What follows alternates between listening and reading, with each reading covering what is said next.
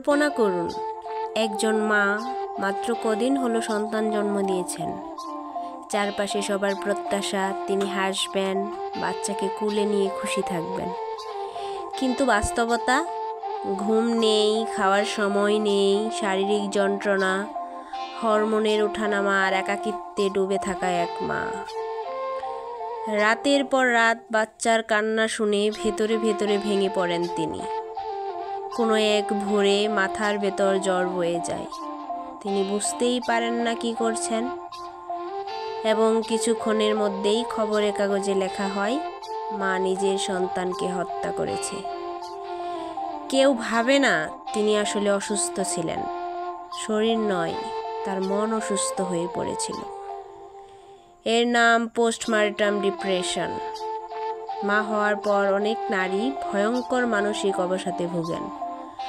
অকারণে কান্না, খিটখিটে মেজাজ, ঘুম না হওয়া, বিরক্তি বা অবসাদ এসবই হতে পারে এর লক্ষণ। দুঃখজনক হলো আমরা এটাকে হেলাফেলা করি, বলতে শুনি মায়ের আবার মানসিক সমস্যা কিসের। ফলাফল এক মুহূর্তেই ভুলে ভেঙে যায় পুরো পরিবার, হারিয়ে যায় এক নিষ্পাপ প্রাণ। তাই এখনই সচেতন হন। মা হওয়ার পর শুধু শিশুর যত্ন নয়, মায়ের মানসিক যত্নও নিন। পরিবারের সবাই, বিশেষ করে স্বামীকে মায়ের পাশে দাঁড়াতে হবে।